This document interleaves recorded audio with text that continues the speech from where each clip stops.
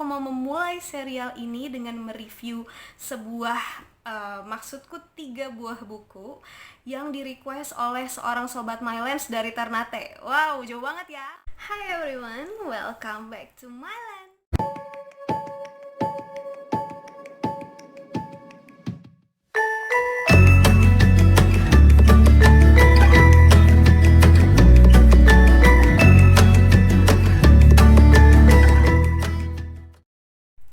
Gak terasa ya teman-teman, Malen sudah menyelesaikan satu serial lagi, yaitu serial Filsafat dan Sains. Dan bagi teman-teman yang masih mau lihat-lihat buku apa aja sih yang direview di dalam serial tersebut, aku udah buatkan playlist sesuai dengan judulnya, yaitu serial Filsafat dan Sains. Teman-teman bisa lihat sendiri ya. Nah, sekarang aku mau memulai serial baru yang gak kalah seru dengan serial sebelumnya, itu serial politik.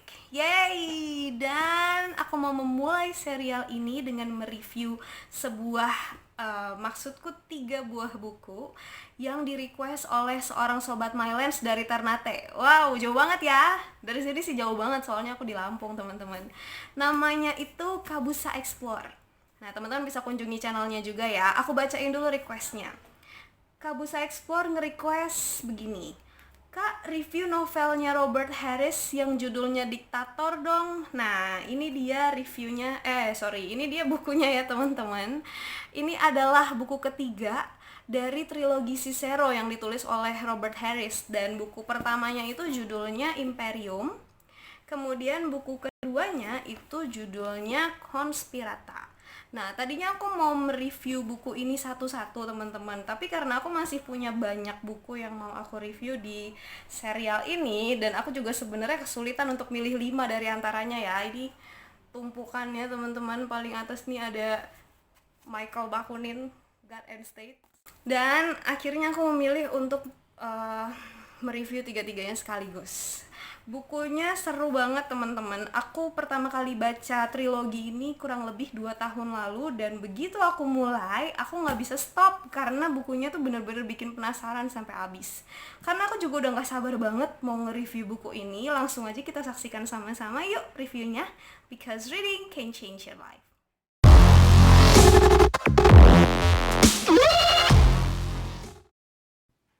Buku trilogi Cicero karya Robert Harris merupakan roman sejarah yang menceritakan kehidupan Cicero mulai dari awal karirnya sebagai pengacara sampai pada hari ketika ia dieksekusi. Trilogi ini masing-masing berjudul Imperium, Conspirata, dan Diktator. Kiprah Cicero sendiri di dunia pemerintahan Romawi sebenarnya tidak terlalu panjang. Ia hanya menjabat sebagai konsul, pangkat negarawan tertinggi di Republik Roma saat itu, selama kurang lebih 1 tahun, yakni pada tahun 63 sampai 62 sebelum Masehi. Namanya pun tidak banyak dibicarakan di antara para pemimpin besar Romawi yang lain, seperti Julius Caesar, Pompeius Agung, atau Kaisar Agustus yang kekuasaannya secara resmi mengakhiri bentuk pemerintahan republik dan menggantikannya dengan bentuk kekaisaran. Namun Cicero begitu terkenal di kalangan para filsuf dan cendekiawan. Bukan hanya itu, ia bahkan didaulat sebagai orator terbaik di sepanjang sejarah Romawi, dan dengan demikian, besar kemungkinan ia juga adalah orator terbaik sepanjang masa. Lantas, apa yang menyebabkan seorang Cicero yang tidak pernah menaklukkan satu pun daerah jajahan ini menjadi lebih berpengaruh pada zaman-zaman setelah kematiannya dibandingkan para pemimpin raksasa Romawi? Jawabannya sederhana. Cicero memiliki seorang budak yang ia angkat menjadi sekretarisnya. Tugasnya adalah mencatat setiap orasi Cicero serta diskusi dalam pertemuan-pertemuan kenegaraan yang dihadirinya. Sesaat sebelum dirinya dipenggal, Cicero mengabulkan satu permintaan budaknya ini yang telah dimintakannya sejak lama, yakni menjadi seorang merdeka. Dan sebagai seorang merdeka, mantan budaknya itu kemudian mengumpulkan tulisan-tulisan Cicero dan menerbitkannya. Demikianlah kenangan-kenangan tentang Cicero dapat tinggal sampai hari ini, seperti kata-katanya yang diungkapkan pada 2 kalimat terakhir trilogi ini. Reputasi siapapun tidak akan bertahan lama, karena kata-kata manusia mati bersamanya, lalu lenyap dari pikiran generasi anak cucu yang pelupa. Yang tersisa dari kita hanyalah yang tertulis.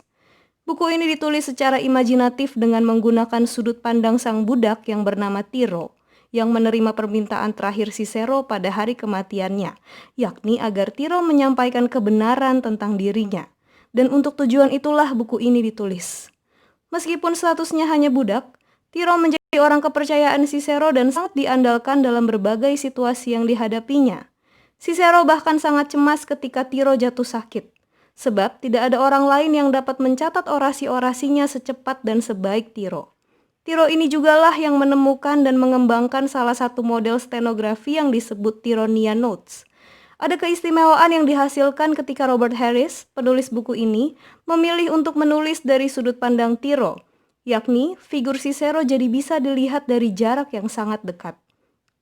Kebiasaan-kebiasaannya di rumah, dan percakapan-percakapan rahasianya yang sebelumnya hanya kita temukan sepenggal-sepenggal dari tulisan yang berhasil diselamatkan, kini membentuk sebuah alur yang logis dan sangat menarik. Selain itu, posisi Tiro yang baru mengenal dunia politik Romawi secara perlahan setelah diangkat oleh Cicero sebagai sekretaris, dimanfaatkan dengan baik oleh penulis untuk memberi gambaran tentang dunia politik di Republik Roma pada masa itu secara perlahan-lahan kepada pembaca. Alhasil, pembaca mendapat kesempatan untuk menyusun peta kondisi saat itu di pikirannya sedikit demi sedikit dan bukan sekaligus. Hal ini jugalah yang sukses membuat pembaca terus tertarik pada kisah yang diceritakan. Cicero sendiri diperkirakan lahir pada 3 Januari tahun 106 sebelum Masehi di Arpinum, Republik Romawi, yang saat ini adalah daerah Lazio, Italia. Ia dikenal sebagai salah satu pemikir di era Romawi kuno, dan namanya termasuk sebagai salah satu filsuf berpengaruh pada zamannya. Sebagai filsuf, ia termasuk di dalam mazhab Stoa, dengan sedikit pengaruh dari Epikurianisme dan Platonisme. Teman-teman ingatkan, namanya juga disebut-sebut dalam timeline filsafat barat di video yang lalu. Jangan lupa ya, Cicero ini filsuf di era Romawi kuno, yang berkembang pada abad pertama sebelum Masehi sampai abad keempat sesudah Masehi. Buku pertama dalam trilogi ini diberi judul Imperium. Kisah dalam buku ini dimulai ketika Cicero berumur 27 tahun dan Tiro 24. Tiro lahir di kota yang sama dengan Cicero dari keluarga budak milik keluarga besar Cicero, dan sejak usianya menginjak 24 tahun, ia mengabdi kepada Cicero dan menemaninya menempuh pendidikan serta memulai karir sebagai seorang pengacara muda. Menurut Tiro, di usianya yang ke-27, Cicero masih sangat payah dalam berpidato. Masalahnya, kepala Cicero disesaki begitu banyak kata, sehingga pada saat penuh tekanan, seperti ketika ia harus tampil dan menyampaikan pidatonya, kata-kata itu justru tersangkut di tenggorokannya dan membuatnya menjadi gagap. Ia lebih sering dijuluki sebagai si cendekiawan dibanding sang orator, sebagaimana kita menjulukinya saat ini. Ada sebuah keuntungan yang diperoleh oleh Tiro ketika mengikuti Cicero melalang buana untuk menempuh pendidikan. Sejak hari pertama perkuliahan di Athena, setelah Tiro membawakan tas Cicero ke ruang kelas dan hendak beranjak keluar untuk duduk-duduk di tempat teduh bersama para budak yang lain, Cicero memintanya untuk tinggal dan memberinya tugas yang berat, yaitu ikut duduk bersamanya dan belajar filsafat. Ia ingin Tiro menjadi temannya dalam berdiskusi di sepanjang perjalanan studinya. Tugas berat ini sekaligus memberi hak istimewa kepada Tiro yang adalah seorang budak yang tidak seharusnya duduk setara dengan tuannya, apalagi sampai menempuh pendidikan filsafat bersama-sama. Dan perjalanan studi ini jugalah yang membekali Tiro sehingga ia di kemudian hari menjadi seorang sekretaris yang handal dan mengembangkan stenografi. Langkah Cicero untuk menempuh studi filsafat dan hukum saat itu sebenarnya dapat dibilang nekat. Pasalnya, pada masa itu profesi pengacara dan profesi lain di bidang hukum serta pemerintahan banyak diisi oleh orang-orang dari keluarga aristokrat. Metellus dan Hortensius misalnya, yang telah menjadi pengacara kondang saat Cicero menempuh pendidikan, berasal dari keluarga aristokrat yang telah bergenerasi-generasi berkiprah di dunia politik Romawi. Sementara Cicero berasal dari golongan equestria, yakni kelompok pebisnis dan pemilik lahan. Artinya, dalam meraih posisinya sebagai seorang politikus dan negarawan Romawi, Cicero tidak mengandalkan bantuan sumber daya apapun kecuali bakatnya sendiri. Dari perjalanan studinya ini, Cicero mendapatkan beberapa sahabat yang setia menemaninya sampai akhir karirnya, dan beberapa orang dari kaum keluarganya juga ikut mengikuti jejaknya. Setelah ia selesai menempuh pendidikan hukum dan filsafat, Ia mulai menentukan targetnya yang pertama, yakni menjadi seorang senator. Syarat untuk menjadi seorang senator pada saat itu adalah berusia sekurang-kurangnya 31 tahun dan telah memiliki aset kekayaan senilai minimal 1 juta sestersius. Dan untuk meraih target pertamanya ini, Cicero mengambil langkah strategis yakni menikahi Teresia. Teresia adalah anak seorang tuan tanah di Roma yang saat itu berusia 17 tahun. Jumlah kekayaan Teresia saat itu sekitar 1,4 juta, dan itu sudah cukup bagi Cicero untuk meloloskannya menjadi seorang senator. Mungkin langkah strategisnya ini membuat kita yang hidup di zaman sekarang geleng-geleng kepala ya. Tapi teman-teman perlu ingat bahwa pada masa itu, pernikahan atas dasar cinta romantis memang belum umum. Orang menikah karena cinta baru ramai setelah zaman revolusi industri yakni sekitar abad ke-18. Sebelumnya, orang menikah untuk meningkatkan status sosial dan ekonomi, serta mendapatkan ahli waris. Jadi, yang dilakukan Cicero ini sebenarnya hal biasa, dan dilakukan juga oleh para politikus yang lain. Bahkan di buku kedua, teman-teman akan menemukan bahwa Pompeius Agung menikahi istri keempatnya ketika istrinya itu berumur 14 tahun. Dan itu dilakukan demi membina hubungan baik dengan rekan politiknya. Pernikahan Cicero dan Teresia pun dilakukan untuk saling menguntungkan. Cicero mendapat sumber dana untuk maju sebagai senator, dan Teresia mendapat peningkatan status sosial dan peluang bisnis yang lebih besar sebagai istri seorang senator. Teresia sendiri adalah seorang perempuan yang cerdas dan beberapa kali dengan kata-katanya telah meloloskan Cicero dari keadaan menjebak. Bahkan Tiro sendiri mengakui bahwa satu-satunya yang menghalangi Teresia untuk menjadi seorang politikus yang andal adalah karena dia perempuan. Setelah menjadi senator, karir Cicero terus melejit. Kecerdasannya dalam retorika telah membuatnya melesat melampaui Hortensius, pengacara kondang yang sempat menghinanya ketika ia menjadi magistrator junior dan baru saja pulang dari provinsi Sisilia. Popularitasnya kala itu terdongkrak karena Cicero berhasil menyelesaikan kasus perampasan dan penggelapan yang dilakukan Gaius Verres, gubernur Sisilia, terhadap salah seorang warganya, Stenius dari Thermae. Saat itu dapat dikatakan posisi Stenius sangat tidak menguntungkan, sebab Verres melakukan penggelapan itu dengan melibatkan banyak pejabat besar lain yang menerima barang-barang rampasannya sebagai hadiah darinya. Dan yang lebih tidak menguntungkan lagi, Verres didampingi Hortensius sebagai pengacara. Namun, Cicero dengan cermat mampu menghadirkan saksi-saksi dan menyusun pidatonya di akhir sebagai klimaks untuk meyakinkan bahwa kejahatan Verres benar-benar tidak bisa diampuni. Verres pun dihukum dan Cicero naik pangkat menjadi aedilis. Pergulatannya dalam menyelesaikan masalah Stenius tidak hanya memberinya popularitas, melainkan juga memberinya banyak informasi tentang orang-orang paling berkuasa di Roma pada masa itu. Bahkan mendekatkannya pada Pompeius Agung, Julius Caesar, dan Crassus yang di kemudian hari menjadi triumvirat, 3 tentara paling berkuasa di seluruh wilayah Romawi. Ketiga triumvirat ini saling membenci satu sama lain dan memperebutkan kekuasaan di Republik Roma. Cicero jugalah yang turut andil dalam menengahi mereka bertiga, sebab mereka terus-menerus berseteru dan beberapa kali perseteruan ketiganya sempat membahayakan keamanan di Roma. Menurut catatan sejarah, dari ketiga orang ini, Cicero paling dekat dengan Pompeius Agung. Namun, kedekatan ini disebabkan oleh kesamaan idealisme untuk mempertahankan bentuk pemerintahan republik di Roma daripada persahabatan. Sebab berkali-kali juga Cicero sebenarnya secara diam-diam menentang keinginan Pompeius Agung untuk berkuasa. Buku pertama diakhiri dengan terpilihnya Cicero sebagai konsul. Namun, seperti yang kita duga, terpilihnya Cicero sebagai konsul bukanlah akhir cerita, melainkan baru permulaan.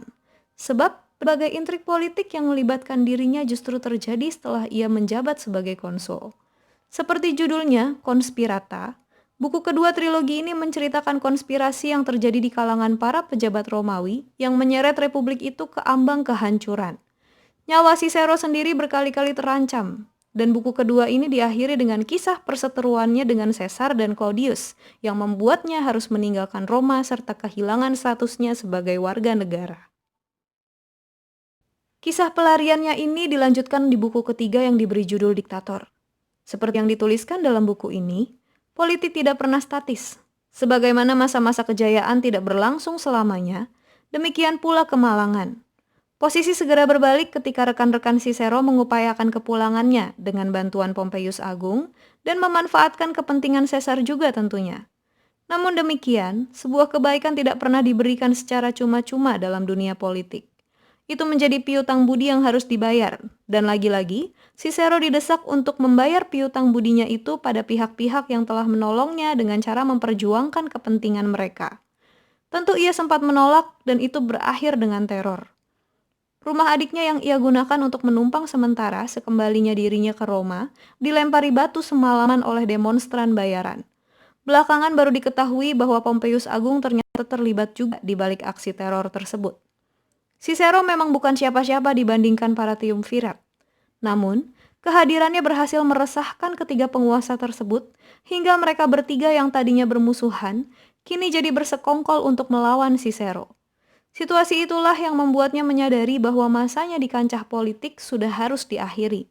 Sejak saat itu, ia memutuskan untuk menyingkir dan memulai kehidupan yang damai serta menuliskan karya-karya filsafatnya dan menyerah pada Caesar. Ia membiarkan para triumvirat berseteru dan berbaikan sesuka mereka, sampai generasi baru pemerintahan bangkit di tangan Marcus Antonius dan Octavianus. Octavianus adalah anak angkat Caesar, yang sifatnya dan prinsip politiknya berbeda jauh dengan ayah angkatnya. Diam-diam ia bahkan mengagumi Cicero dan filsafatnya. Dengan kiprah Octavianus di dunia politik, sekali lagi Republik Roma terselamatkan. Namun itu tidak berlangsung lama, sebab di tangannya juga Republik Roma diruntuhkan dan bangkainya dibagi menjadi 3 bagian. Cicero pun mati di tangan tentaranya ketika ia berusaha melarikan diri dari Roma. Demikian akhir hayat Cicero, namun tidak dengan kenang-kenangan tentangnya. Sebab, kenang-kenangan itu dituliskan bersama dengan surat-surat dan orasi yang pernah dikumandangkan oleh sang orator sesuai dengan mandatnya kepada Tiro yang ia bebaskan pada hari kematiannya. Itu tadi review bukunya teman-teman, dan jangan lupa juga hari Minggu ini jam 9 malam ada mini talk yang kali ini akan bahas bacaan-bacaan filsafat dan mengundang salah satu sobat Mylens yang baru saja menyelesaikan studi filsafatnya. Wow. Bagi teman-teman yang penasaran, yuk join jam 9 malam hari Minggu. Jangan sampai telat. Oke, terima kasih udah menyaksikan Mylens kali ini. Makasih juga buat Kabusa Explore yang sudah request bukunya. Dan terima kasih buat teman-teman yang sudah berpartisipasi juga. Jangan lupa klik like, dan bagi yang belum subscribe juga subscribe ya. Dan kalau misalnya teman-teman mau request buku-buku politik, meskipun aku udah punya banyak list tadi, tapi kalau ada yang menurut teman-teman menarik, feel free untuk request di kolom komen, karena aku akan mengupayakan untuk mereviewnya juga. Oke, jangan lupa baca dan baca buku, because reading can change your life.